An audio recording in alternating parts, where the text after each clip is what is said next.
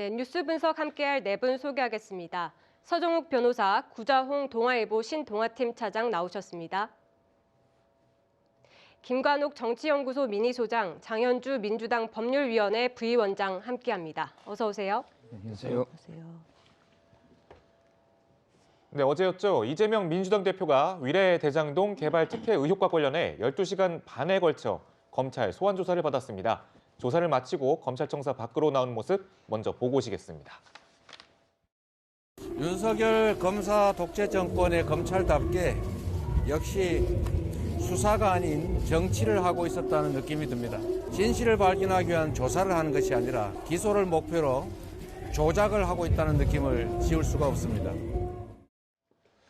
네, 검찰이 기소를 목표로 조작을 하고 있다 이렇게 밝혔는데 어제 12시간 반 동안의 검찰 조사를 마치고 이재명 대표 이렇게 나왔습니다. 구자홍 차장님 어떻게 보셨는지요? 네. 그러니까 지금까지 대장동 사건은 재작년 그 민주당 대선 후보 경선 때 처음 제기가 됐고 그다음에 대선이 끝난 이후에 이재명 대표가 민주당 당대표로 선출된 이후에도 계속 대장동과 관련된 의혹은 증폭돼 왔습니다.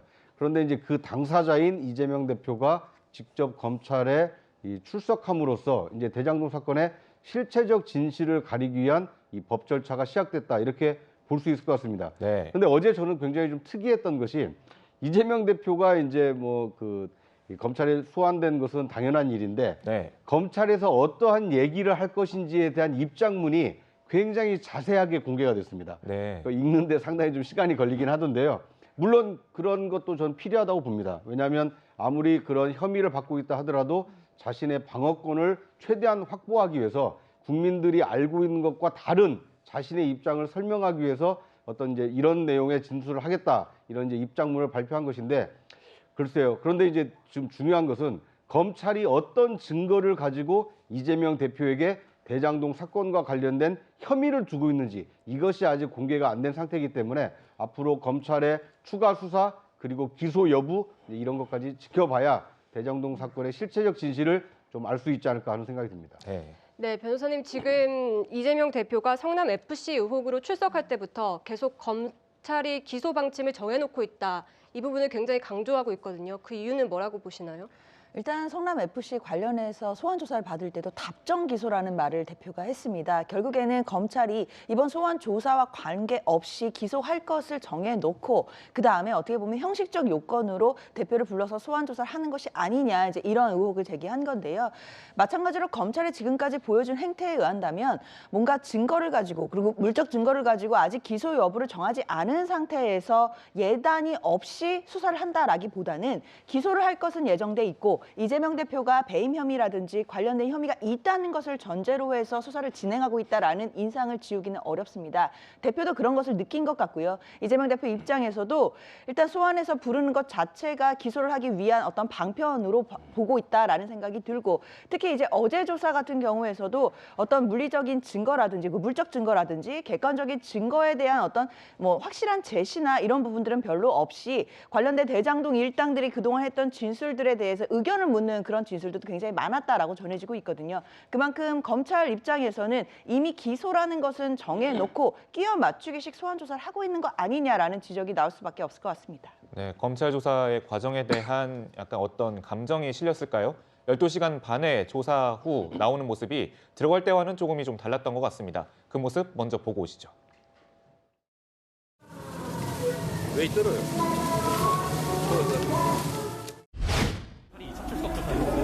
말씀하시죠. 네, 지금 방금 보신 것처럼 오전에는 농담을 할 정도로 여유를 보였는데 서정욱 변호사님, 나올 때는 조금 예민해진 표정인 것 같습니다. 그런데 본인이 아마 예상 못했던 이런 질문이나 증거가 있을 수도 있고요. 네. 근데 제가 보기에 검찰은요 아직도 완전하게 다 증거를 제시하지는 않습니다. 네. 진짜 이제 결정적인 증거는 영장실질심사나 재판 과정에 제시하기 때문에 네. 완전히 제시하지 않았을 거고요.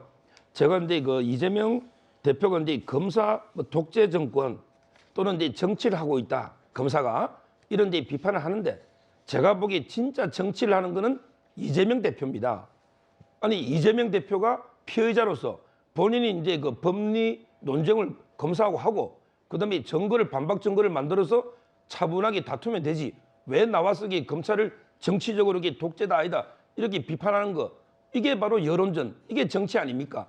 정치를 하는 거는 이재명 대표고요. 그다음에 윤석열 검사 독재 정권을 하는데 보십시오. 검사 독재를 하는데 어떻게 본인이 토요일 날 10시 반 마음대로 정해서 이게 갑니까? 독재라는데. 그리고 이제 두 번째 검사가 구속합니까?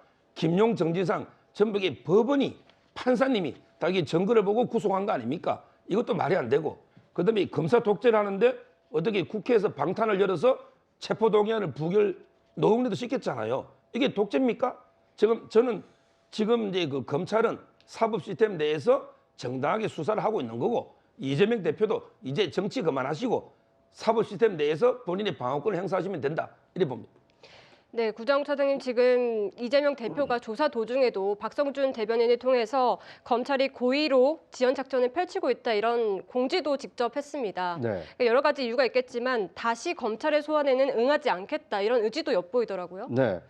그러니까 이제 그 검찰은 이미 2차례 소환이 필요할 만큼 굉장히 조사할 양이 방대하다 이렇게 예고를 한 상태인데 그런데 어제 이재명 대표의 어떤 진술 내용을 공개한다든지 아니면 그 조사를 받고 있는 내용에 대해서 중간중간 이렇게 브리핑을 하는 모습으로 봤을 때에는 대장동 사건과 관련해서는 어제 검찰 출두가 마지막이다. 더 이상의 어떤 출석 요구에도 응하지 않겠다라는 의지가 좀 간접적으로 보였습니다. 왜냐하면 다시 검찰이 소환을 한다라면 그만큼 혐의가 많다라는 인식을 줄 수 있기 때문에 이재명 대표에게는 상당히 좀 불리하게 돌아갈 수 있기 때문에 아마 추가 검찰 소환 요구가 있을 때 이재명 대표가 과연 응할지 좀 귀추가 주목되는 상황입니다. 네, 이재명 대표 두 번째 검찰 출석이죠. 지난 10일 성남FC 의혹 조사 때와 같이 조사를 받기 전에도 검찰과 정부를 맹비난했습니다. 먼저 듣고 오시죠. 검찰 공화국의 이 횡포를 이겨내고 얼어붙은 정치의 거울을 뚫어내겠습니다. 당당하게 정치 검찰에 맞서서 이기겠습니다. 이제 이 나라가 검사에 의한 검사를 위한 검사의 나라가 돼가고 있습니다. 주어진 소명을 피하지 않고 무도한 윤석열 검사 독재 정권의 폭압에 맞서서 당당하게 싸워 이기겠습니다. 네, 소장님 지금 영상을 보시면 아시겠지만 처음에는 여러 의원들과 함께 찾았는데 이번에는 청사에 혼자 들어섰습니다. 그럼에도 불구하고 또 다른 친명계 의원들이 주변에서 이 대표를 지켰거든요. 이 모습 어떻게 보셨습니까? 본인은 이제 혼자 간다. 그리고 변호인 한 명 대동한다 그랬는데 지지자들이 그렇게 가는 거를 또 막을 수는 없거든요. 그거는 야당 대표라는 어떤 상징성이 있는 것이고 또 지지자들도 그런 마음이 있기 때문에 몰려 있는 것을 안 된다라고 얘기할 수는 없는 것이고 아까 말씀 중에 이제 정치인 한다라는 얘기인데 정치인 맞습니다. 정치 당연히 해야죠. 그리고 중요한 건 야당 대표인 것이고 수위는 점점 높아져 가는 것 같아요. 그러니까 1차 성남 FC 때만 해도 검찰에 대해서 직격을 했는데 어제만 해도 뭐 윤석열 검사 독재 정권 그리고 검찰에 대한 어떤 부분 특히나 수사를 해야지 왜 정치를 하느냐. 그러니까 기소를 전제하고 지금 수사를 하고 있다는 것 자체가 사실상 의도성이 있기 때문에 본인 받아들일 수 없다라고 지금 얘기를 하는 것이고요. 제일 중요한 거는 이 상황 속에서 이제 진술 거부권을 행사한 건 아니거든요. 그러니까 사실상 진술서를 다 제출했고 검찰이 원하는 질문에는 다 답변을 한 것입니다. 그런데 문제는 이것을 이제 더 길게 가져가려고 하는 의도가 지금 검찰에서 비추어지는 것 같은데 어제 이제 나온 얘기로는 특히나 이 대표 측근 쪽에서 나온 얘기는 질문했던 거를 반복적으로 다시 질문을 하고 의견에 대해서 또 의견을 먹고 이런 것들이 결과적으로 시간을 지연시켜서 이 한 번을 더 이렇게 조사를 하려고 하는 그런 어떤 시간적인 공간을 만들어내려고 하는 것 아니냐라는 그런 얘기들이 나오고 있어요. 그래서 야당 대표라는 것을 감안한다면 사실은 효율적으로 좀 시간을 써야 되는 어떤 필요성은 분명히 있었다는 거 보는 것이고요. 이 이후에도 또 아마 검찰들이 여러 가지 이제 혐의들을 얘기할 텐데 여기에 대해서도 아마 강경한 입장을 취할 가능성이 이제 점점 높아지고 있다. 뭐 이렇게 생각이 듭니다. 네, 변호사님 현재 지금 소장님께서 진술 거부권을 행사한 것은 아니다 이렇게 말씀을 해주셨는데 이번에 또 진술서로 가름을 했습니다. 어떻게 검찰이 좀 이 진술서가 참고가 됐다고 보시나요? 뭐 저는 이제 그 사실상의 진술 거부권이다 이렇게 이제 표현이 좋을 것 같아요. 완전하게 진술 거부권 행사한 건 아니지만 어떤 이제 질문마다 이게 성실하게 답변하지 않고 예를 들어 이제 진술서 몇 쪽이 어디 있다 이런 식으로 이렇게 답을 하면 이거는 이제 뭐 사실상은 진술 거부권하고 차이가 없다 이렇게 저는 보이고요. 그리고 이제 두 번째 진술 거부권은 이제 물론 우리 헌법이나 형사소송법에 규정되어 있는 피의자의 권리는 맞아요. 맞습니다. 그렇지만 이제 그 이재명 대표는 일반 이게 피의자가 아니고 어떻게 보면 이게 우리 야당의 대표 아닙니까? 이렇다면 이게 좀 더 사법 절차에 성실하게 협조해서 진실을 밝히는데 노력하는 게 맞지 않나 이런 생각이 들고 옛날에 그 한명숙 전 총리 또는 이제 그 조국 전 장관도 진술 거부권 행사한 적이 있는데 제가 이제 경험에 의하면요 진술 거부권을 행사해 가지고 무죄가 논다거나 이렇게 유리한 결과가 논 걸 저는 본 적이 없습니다. 본인에게 진짜 억울한 게 있으면 소상하게 설명해서 어떻게든 이렇게 설득을 위해서 노력해야 되는데 무조건 이게 진술 거부권해서 나는 이게 법원 가가지고 판사님 앞에 싸우겠다. 이 전략은 제가 보기에 뭐 바람직한 전략은 아니다. 이래 봅니다. 네, 그 진술서 얘기가 나와서 좀 더 이제 진술서 내용에 대해서 그리고 형식에 대해서 좀 들어가 보겠습니다. 민주당은 이 대표가 그 오전 조사에 들어간 직후에 검찰 지문에 대한 진술서를 기자들에게 공개를 했는데요. 특히 이 시점이 상당히 주목을 받았습니다. 조사 받는 중에 33쪽의 진술서를 공개했는데요. 잠깐 내용을 한 구절을 좀 보도록 하시겠습니다.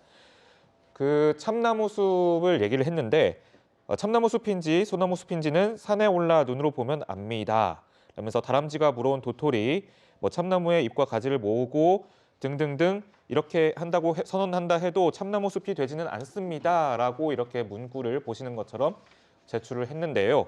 김광욱 소장님, 네. 이건 어떤 의미가 있다고 보시는지요? 그러니까 본인들이 이제 주장하는 시간이잖아요. 지금 검찰의 시간인데 지금 이 대표 입장에서는 이렇게 일방적으로 내용이 흘러 들어가면 그리고 그것을 언론이 일방적으로 받게 되면 국민들은 그것을 사실로 알 수 있는 그런 가능성이 높다라고 보는 거죠. 특히나 정치인의 입장에서 보면 여론이라는 것이 가장 중요한 요소인데 여론이 이렇게 한 방향으로 편향돼 버리면 그걸 고쳐놓기가 굉장히 어려워요. 그러다 보니까 지금 이렇게 조사를 받는 과정에서도 자신의 어떤 입장, 자신의 주장도 같이 공개돼야지 일단의 어떤 형평성이 맞춰지는 거 아니냐라는 그런 측면에서 얘기를 하고 있는 것 같아요. 그래서 향후에도 저는 이런 어떤 방향성이 계속적으로 이루어질 가능성이 있다고 봅니다. 이거는 이 대표가 지금의 어떤 언론 지형이 본인에게 지금 유리하다라고 보고 있지 않는 부분이거든요. 그리고 검찰이 또 피의 사실이라든가 뭐 이런 부분들을 공표를 안 하면은 아마 이 대표도 안 할 가능성이 매우 높은데 지금 일정 부분 피의 사실이 공표가 되고 그걸 언론이 받아쓰고 있는 상황이기 때문에 불리한 상황을 본인도 이렇게 진술서를 공개를 함으로 해서 형평을 맞춰보겠다 뭐 이런 얘기인 것 같습니다. 네, 그리고 또 검찰은 이 대표가 대장동 사업 사업자들에게 특혜를 주는 대신에 천화동인 1호 수익 일부를 받기로 한 것으로 이렇게 보고 있는데 이 대표가 여기에 대해서도 천화동인 1호에 대해서는 존재 자체를 몰랐다 이렇게 주장을 했습니다. 네. 이 주장에 대해서 어떻게 보셨습니까? 그러니까 뭐 저것은 이재명 대표가 이제 자신으로 향하고 있는 혐의를 벗어나기 위해서 나는 전혀 몰랐고 언론 보도 이후에야 이제 그걸 알게 됐다 이렇게 말씀을 하셨는데 네. 그런데 저것은 약간 좀 뭐랄까 어폐가 있는 그 답변이 아닌가 하는 생각이 듭니다. 어떤 부분에서요? 왜냐하면 대장동 사건이라는 것은 분명히 지금 미개발지를 개발 인허가를 해줌으로 해서 아파트 단지가 들어서게 될 것이고 그렇게 되면 막대한 수익이 발생할 것을 충분히 예상하지 않았습니까? 그래서 막대한 수익의 일부를 공익이란 이름으로 사전에 환수했다. 그러니까 성남시와 성남 시민들을 위해서 확보하는 예산이 얼마 정도 되는지는 시장으로서 충분히 잘 알고 있다라고 굉장히 자세하게 진술을 하고 있습니다. 그렇다면 성남시가 회수하지 못하는 수익은 과연 누구에게 돌아갈 것인가? 그 사람들에게 얼마만큼의 수익이 돌아갈 것인가? 너무 많은 수익이 돌아가서 나중에 문제가 되는 것은 아닌가? 이런 것까지 충분히 인허가 과정에 검토가 됐어야 함에도 불구하고 당시 인허가권을 가지고 있던 이재명 성남시장은 결국 대장동 사업을 통해서 막대한 수익을 거둬간 천화동인 1호가 누구 거였는지를 이제서야 김만배 일당들이라는 것을 알았다라는 것은 인허가 과정 최종 책임자로서 직무 유기를 했거나 아니면 알고도 모른 척하는 것이 아닌가, 이런 새로운 의혹 제기가 가능할 것 같습니다. 거기 하나만 내가 추가하면요. 지금 이제 천화동인 1호가요. 김만배 씨는 이제 그 옛날에는 그분 걸 하다가 지금은 이제 본인 걸 하고 있고요. 그다음에 그 문재인 정부 때 검찰은 100% 유동규 씨 거다 이렇게 하고 있고요. 근데 지금 현재는요. 현재 그 유동규 그다음에 남욱. 옛날에 김만배 그분이라는 과거의 김만배, 그다음에 남욱, 그다음에 정민용 변호사, 그다음에 정여학 회계사 모든 분이 지금 이게 이재명 척이다, 이렇게 총류다 이렇게 말을 하고 있고요. 자, 이게 증거로 한번 보십시오. 지금 이제 그 김만배 씨 거라면 2호, 3호는 누나하고 부인으로 돼 있습니다. 근데 1호는 이한성 앞으로 돼 있어요. 이한성은 이화영의 보좌관 출신입니다. 왜 다른 사람으로 해놨겠어요? 자, 그다음에 두 번째 이유, 다른 데는 이게 돈을 다 빼가지고 건물을 사거나 썼잖아요. 근데 1호는 절반이 남아 있는 거예요. 김만배 씨가 이게 일부 돈을 펑펑 쓴 거는 맞지만 다 쓴 게 아닙니다. 이재명 측 돈은 절반이 이게 남아 있는 돈 아닙니까? 700억 이상이. 따라서 저는 이게 정상적으로 김만배 씨 거라면 2호, 3호처럼 돼야 되는데 그게 아니고 이게 이한성 이름 된 거나 아니면 이게 돈이 아직도 쓰지 않고 남아 있는 거, 이런 거는 이게 이재명 측의 저수지가 분명하고, 이걸 이게 100% 지금은 유동규 씨 거다 이렇게 주장하잖아요. 근데 유동규 씨는 산하기업의 일개 본부장에 불과합니다. 김만배 씨나 남욱 변호사가 바보입니까? 아무 권한도 없는 일개 본부장한테 700억이나 로비하겠습니까? 당연히 권한이 있는 사람한테 로비하는 거 아닙니까? 따라서 저는 이렇게 유동규 씨한테 꼴을 자르면 안 된다, 이런 봅니다. 근데 유동규 본부장이 원래는 검찰이 유동규 씨 거라고 봤었지만 갑자기 진술을 번복을 했거든요. 그 말을 어느 정도 믿을 수 있는 건가요? 저는 이제 그 민간 업자들이요, 처음에는 이제 그 대선 때 아마 이재명 후보가 이게 되면 이게 본인들은 대충 묻힐 거로 생각했을 거고, 그러다 보니까 이제 그 대충 이게 의리를 지켜서 관화 장비 아닙니까, 유동규 씨가. 그러니까 이제 처음에는 이재명 측을 저는 이게 보호해주기 위해서 안 부르다 봐요. 근데 나중에 김문기 씨도 모른다고 하고 본인에게 척근 아니고 수모를 주고 여러 가지 이제 하다 보니까 이제 진실을 밝히고 있다, 저는 이래 봅니다. 네. 근데 이 대표가 민간 사업자 영역의 지분을 어떻게 알겠어요? 그러니까 이거는 성남시 몫이 있고 민간업자 부분이 있기 때문에 그거는 이제 그들이 알아서 가져갈 몫이라고 보는 것이기 때문에 천화동인이 어떻게 분배되는지는 알 길이 없는 거죠. 문제는 이제 이것이 결국에는 이 대표 것이라고 주장을 하는데 그럴 가능성이 없다라고 얘기를 하는 근거가 있습니다. 이 얘기는 뭐냐면 지금 유동규 씨 같은 경우는 본인이 700억을 받아서 428억이에요. 그걸 받아서 이 대표에게 전달하는 역할뿐이 한 것이 없다라고 얘기를 해요. 네. 그런데 그 과정을 보면 굉장히 중요한 역할들을 하잖아요. 그런데 정민용 씨는 굉장히 이 대표의 표현을 빌리자면 그렇게 중요한 일이 아닙니다. 그럼에도 불구하고 100억을 받아요. 그리고 김만배 씨 후배는 120억을 받아요. 그러면 유동규 씨 역할은 이렇게 컸는데 아무것도 받지 않는다? 이거는 거의 상상할 수 없는 지분 분할이잖아요. 그러니까 이런 것들이 결국에는 이재명 대표 입장에서는 유동규 씨의 어떤 몫을 본인에게 다 넘기고 유동규 씨의 어떤 죄를 사해주는 그런 어떤 검찰의 의도가 이 안에 깔려 있는 것 아니냐라고 보는 것이고, 본인은 결백하다는 것을 계속해서 강조를 하고 있는 것이죠. 네, 지금 현재 각종 의견을 좀 제시해 주셨지만 어디까지나 수사와 재판 상황이 진행돼야 되는 과정이고 아직까지는 확정된 그런 사실은 아님을 다시 한번 말씀을 드립니다. 방금 말씀드렸던 그 수사의 또 다른 쟁점이 바로 이 지분 문제 그리고 이 배임 혐의입니다. 관련해서 저희가 그래픽을 준비했는데 검찰과 이재명 대표 측이 그 성남시가 환수한 액수에 대해서, 이익에 대해서 좀 다른 의견을 지금 펼치고 있는데요. 지금 검찰은 이제 성남시가 1,822억밖에 받지 않았고 민간업자의 이익이 최대한 부풀려졌다. 따라서 성남시에 손해를 입혔다라면서 배임 혐의를 강하게 주장하고 있지만 이재명 대표 측은 1,822억에다가 공원과 서판교 터널의 건설비 부담을 민간업자에게 했기 때문에 총 5,503억 정도 성남시가 이익이다. 다시 말해서 성남시가 손해본 것은 없다. 이렇게 주장을 하고 있습니다. 장윤주 변호사님, 네. 이 상황에 대해서 어떻게 좀 해석하시는지요? 사실 검찰과 이제 이재명 대표 측이 바라보는 어떤 관점의 차이라고 볼 수 있을 것 같은데요. 네. 일단 그렇다고 하더라도 관점은 다르지만 팩트로는 결국에 확정이 1,822억 원을 환수를 한 것이 맞고, 그리고 제일공원도 세워졌고 서판교 터널도 분명히 이루어져서 성남 시민들에게 또 이익이 된 것만큼은 분명한 것 같습니다. 그것을 법적으로 성남시의 이익으로 볼 수 있겠느냐, 또는 이제 민간의 비용이냐, 또는 이 민간의 또는 손해가 되느냐, 이제 이 부분을 놓고 좀 법적인 쟁점 차이가 있는 것으로 보이는데요. 사실 이 부분은 그렇게까지 본질적인 쟁점은 아니라고 생각이 듭니다. 결국에는 이재명 대표의 배임 혐의를 입증하기 위해서는 이재명 대표가 당시에 결재권자로서 일을 처리하면서 성남시에게 손해를 입히고 그 민간 업자들에게는 이익을 주려고 하는 그런 배임의 고의가 있었다는 것, 그 부분을 검찰이 입증해 내야 되는 것이지, 사실 이루어진 확정이익 또는 제1공원 같은 것이 뭐 비용인지 또는 이익인지 이런 부분이 본질적인 쟁점은 아니라고 보입니다.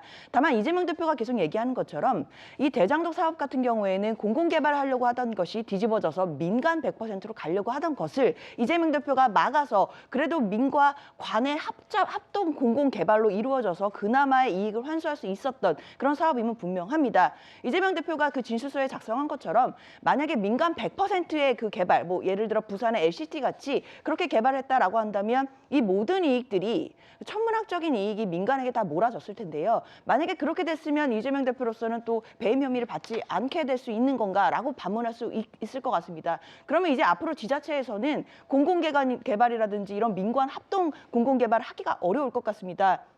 민간의 100%로 그 관련된 개발을 하게 해줬을 때는 사실 이런 배임 혐의 문제가 없는데, 그 이재명 대표처럼 그래도 성남시의 많은 부분을 이익을 환수하려고 노력했던 이런 사업에 대해서는 또 민간과 결탁해서 배임을 한 것이 아니냐라는 의심을 받고 있는 그런 지점이기 때문에 이 대표 입장에서는 굉장히 답답한 부분이 있을 것 같습니다.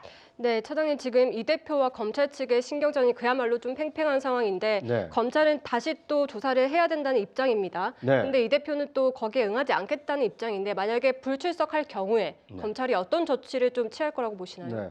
그러니까 이제 만약에 출석 소환 통보를 했는데 그 불응한다라면 결국 이제 체포 동의안 쪽으로 이제 갈 수밖에 없는 상황입니다. 왜냐하면 오지 않겠다는 사람을 강제 수사할 수 있는 방법은 긴급 체포나 아니면 인신 구속을 통해서 이제 강제 수사력을 발동하는 수밖에 없는데요. 그런데 이제 이재명 대표의 신분이 제1야당 대표다 보니까 일반 피의자처럼 똑같이 다루기는 좀 어려운 게 사실입니다. 네. 그러다 보니까 아마 한두 번 더 출석 소환 통보를 할 것이고요. 만약에 그럼에도 불구하고 끝까지 불응한다라면 결국 체포 동의, 이렇게 법원으로부터 이 영장을 신청을 해서 체포 동의안을 국회에 보내는 이런 절차를 밟게 되지 않을까, 이렇게 예상할 수 있을 것 같습니다. 근데 민주당이 거기에 응할까요? 민주당은 응하지 않을 가능성이 굉장히 높습니다. 왜냐하면 1월 국회는 원래 국회법상 열리지 않아도 되는데 지금 오늘 벌써 이제 1월 말 아닙니까? 전혀 국회가 가동되지 않았음에도 불구하고 임시국회를 소집했는데 이 임시국회를 소집한 이유를 지금 국민의힘 같은 이 여당에서는 어떻게 보냐면 노웅래 의원에 대한 체포동의안이 다시 제기가 되거나 아니면 이재명 대표가 대장동 사건으로 또는 성남FC 사건으로 검찰 소환 조사를 받은 이후에 체포동의안이 국회에 올 것을 대비해서 이 임시국회를 연 거 아니냐, 이렇게 의심을 하고 있는 상황이기 때문에 앞으로 국회가 계속해서 열려있는 상황이라면 이재명 대표에 대한 이 체포동의안 처리가 사실상 어렵기 때문에 아마 이재명 대표의 인신 구속 가능성은 좀 높지 않다, 이렇게 볼 수 있을 것 같습니다.